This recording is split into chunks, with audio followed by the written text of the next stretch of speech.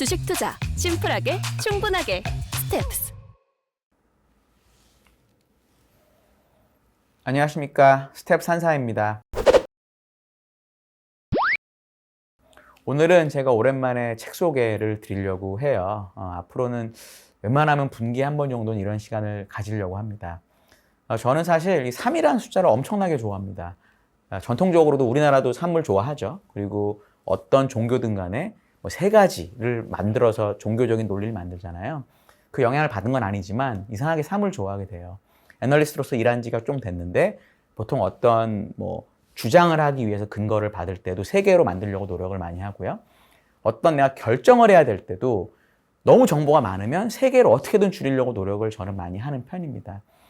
주식도 공부할 때도 좀 비슷하다고 생각하는 게, 이 주식이라는 거는 실제 돈이 왔다 갔다 하는 거의 전쟁터 같은 시장이에요.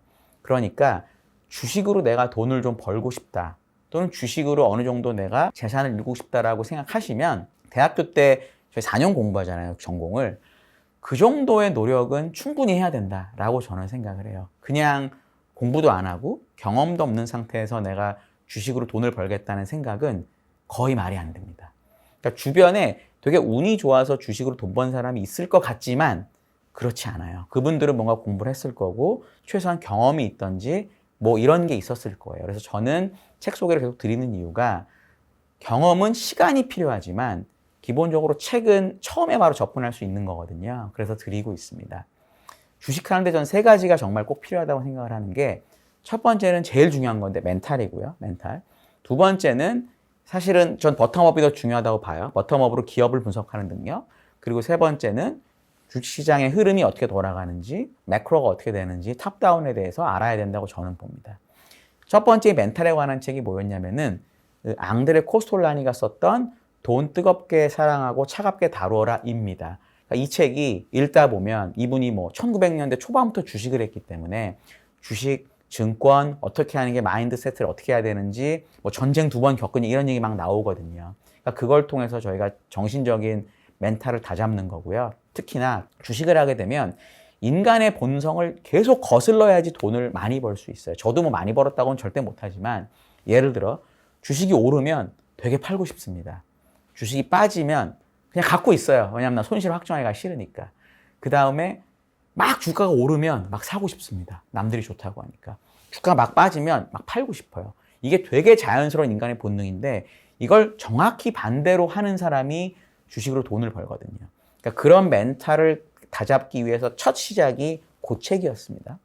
두 번째는 제가 매크로 얘기를 먼저 했었는데, 이 우라가미 구니오가 쓴 주식시장 흐름 읽는 법이란 책입니다. 되게 얇고 접근하기 쉬워서 말씀을 드렸고요.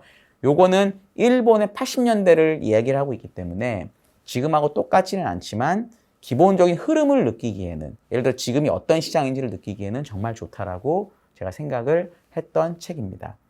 이제 버텀업, 종목 분석에 대한 얘기를 드려야 되는데, 공교롭게도 이 앙드레 코스톨라니의 책은 2000년대 초반에 나온 책이고요. 20년 됐죠. 이 주식시장 흐름 읽는 법은 1990년대 초반에 나왔습니다. 30년 됐죠. 제가 이제 소개드리려는 책이 이거예요. 이제 벤저민 그레이엄이 쓴, 이게 워렌 버핏이 스승으로 모신다는 분이죠. 이분이 쓴 현명한 투자자라는 책인데, 초판이 1949년에 나왔습니다. 거진 70년이 넘은 책이에요. 제가 이 책은 몇 판이냐면 73년에 나온, 이분이 마지막으로 개정해서 낸 책입니다. 73년 판이고 2002년에 지금 보니까 번역본이더라고요. 제가 찾아보니까. 제 서점에 있나 찾아보니까 서점에는 2020년에 번역이 된 책이 나와 있습니다. 그래서 지금도 얼마든지 구해보실 수가 있는데요. 저는 이 책을 읽지 않고 내가 주식 투자를 한다라는 거는 총 없이 전쟁에 나가는 것과 비슷하다라고 생각을 합니다. 그러니까 총이 있어도 쏘는 걸 연습을 해야 되거든요. 그렇지만 총이 아예 없으면 쏘볼 수도 없어요. 그래서 저는 이 책은 전쟁터에 나가는 병사의 총과 같다라고 생각을 합니다. 그래서 꼭 한번 사셨으면 좋겠고, 이제 샀으니까 총을 저희가 가져갔잖아요. 그럼 사격을 연습을 해야 되거든요. 연습하는 과정이 뭐냐? 이 책을 읽는 겁니다. 전 이 책은 정말 꼭 읽어보셨으면 좋겠다라고 말씀을 드리고요. 제가 3이라는 숫자를 좋아하니까 3가지 정도로 발췌를 해서 말씀을 드리려고 해요. 몇 장.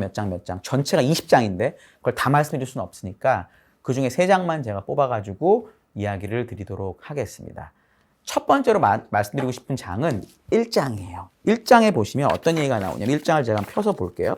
1장에 어떤 말이 나오냐면 1장의 제목부터 투자와 투기가 1장의 제목입니다. 투자와 투기. 그래서 여기에서 이 벤저민 그레이엄이 뭐라고 얘기하고 있냐면 투자와 투기의 비교, 뭐가 다른지를 이야기를 하고 있습니다. 이게 가장 중요한데 뭐라고 얘기를 했냐.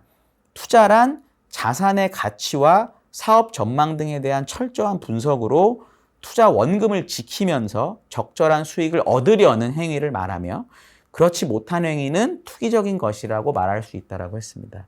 전 이거만큼 투자와 투기를 잘 정의한 말이 없는 것 같아요.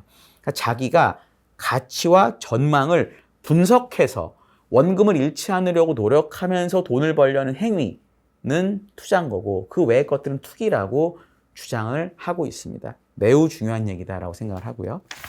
그 다음에 이분이 이렇게 얘기하세요.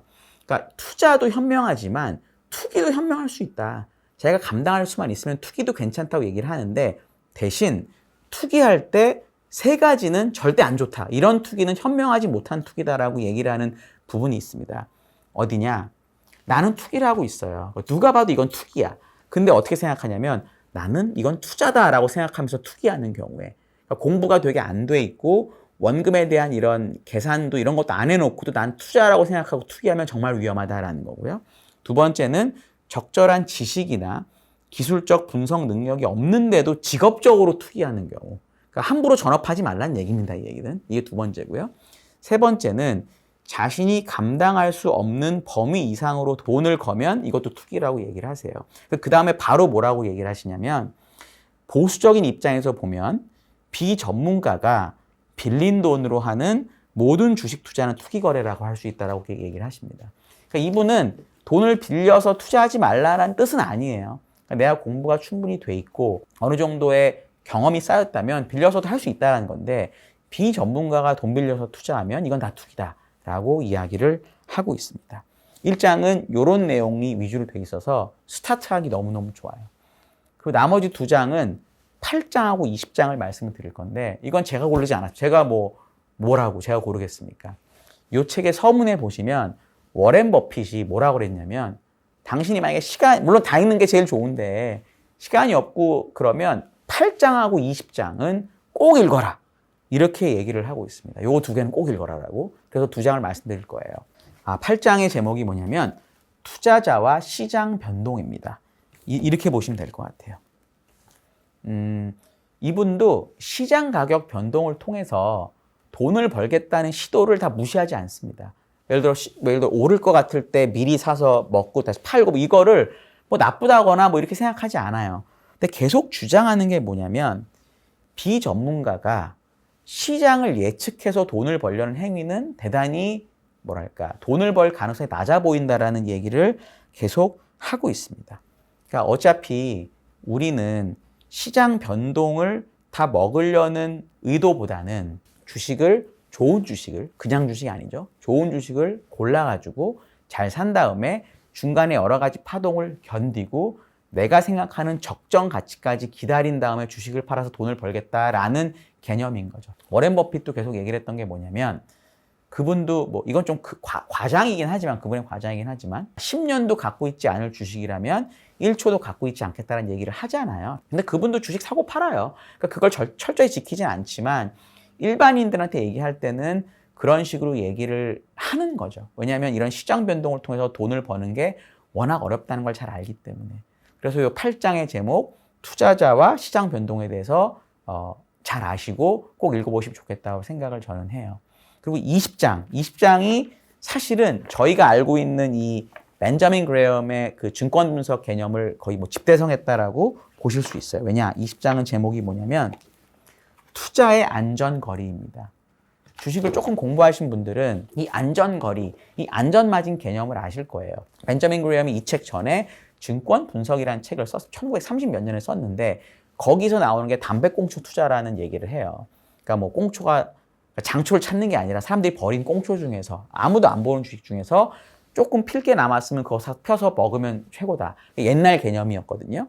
근데 이 책은 그거보다는 조금 더 나가서 꼭 그런 거 할 필요 없다라는 건데 이 안전마진의 개념이 뭐냐면 예측이 필요 없다는 거예요. 그러니까 예를 들어서 지금은 꼭 이게 맞는지 모르겠지만 뭐 예를 들어 유동자산이 뭐 현금이 시가총액보다 많다면 이건 무조건 돈 버는 거 아니냐. 뭐 청산하면 다 돈으로 받으니까 라든지 또는 PBR이 엄청나게 낮으면 회사의 청산 가치보다 월등히 주식이 싸기 때문에 싼 거 아니냐. 뭐 또는 뭐 어떤 방법으로든 간에 미래를 추정하지 말고 현재 그 회사가 가지고 있는 자산, 유형 자산이든 무형 자산이든 뭐든 간에 그걸 다 계산해 봤을 때 시가총액보다 월등히 싸면 이거는 내가 미래와 무관하게 안전 마진을 먹었다라고 생각을 하는 거죠. 그 개념이 여기서 안전거리라고 표현이 되어 있습니다. 매우 중요한 전 내용이라고 봐요. 그리고 또 하나로 이분이 이제 얘기하고 있는 개념이 뭐냐면 저희가 이제 주식 투자할 때 일드갭이라고 얘기를 많이 합니다. 주식시장의 P의 역수를 무위험 이자율로 뺀 거. 그래서 이 갭이 크면 클수록 주식시장이 매력적이라는 거죠. 왜냐하면 P가 낮으면 낮을수록 주식의 기대 수익률이 올라가니까요. 그러니까 이분은 어떻게 하고 있냐면 영업이익률하고 그 당시 채권 수익률을 비교하시기도 합니다. 그래서 영업이익률이 높으면 그만큼 매출에 대해서 이익이 더 많이 나니까 채권보다 매력이 있다라는 거고, 물론 그게 얼마면 매력적이라는 얘기는 잘 안 나오지만 어쨌든 그런 식으로 비교할 수 있다는 얘기도 하시고, 또는 회사의 이것도 마찬가지로 P의 역수죠. 그러니까 주식 기대 수익률을 회사의 채권 수익률하고 비교도 하세요. 그러니까 내가 주식으로 벌 수 있는 돈이 채권으로 벌 수 있는 돈보다 월등히 크면 이것도 주식이 매력적이다라는 거죠. 이걸 개념을 제가 한번 생각해서 설명을 드려보면 이런 겁니다. 회사가 예를 들어 순이익을 100원을 냅니다. 그리고 이 회사가 100원의 순이익을 지금 주가는 1000원이에요. 그러면 이 주식의 P는 10배거든요. 그럼 이 주식의 기대 수익률은 10%가 됩니다. 근데 이 회사의 채권 수익률이 예를 들어 4%다. 그러면 6%포인트의 차이가 있으니까 주식이 매력적인 거거든요. 근데 이게 사실 정확하게 어떻게 구별이 되는 거냐면, 만약에 이 순이익을 100원을 냈는데 이 100원을 전부 다 배당을 주잖아요. 그럼 당연히 채권보다 무조건 매력이 있겠죠. 그러니까 이런 경우에는 순이익을 전부 다 배당하는 기업이라면 채권 수익률보다 조금만 높아도 많이 사람들이 살 거예요. 근데 이제 그렇게는 잘 안 하잖아요.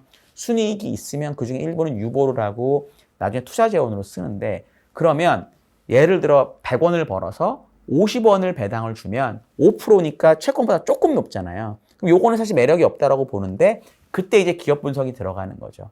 기업을 봤는데 이 나머지 50원을 유보한 걸 통해서 앞으로 예를 들어 내년에 그러면 100원 벌 거를 이 투자 덕분에 150원 늘려버리면 똑같이 50%를 배당을 하면 75원이 배당으로 나오잖아요.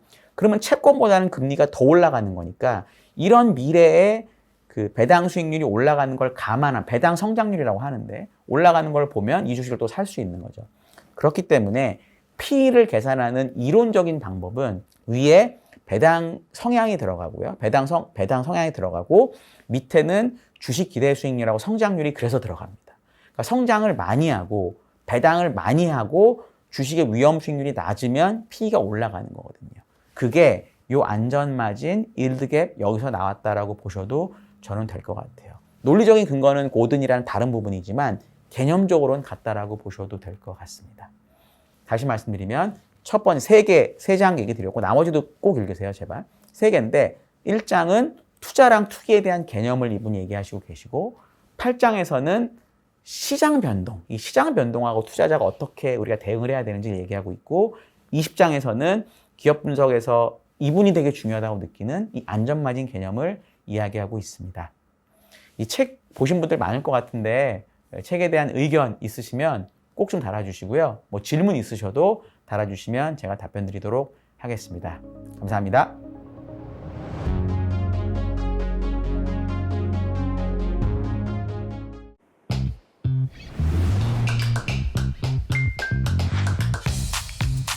자유롭게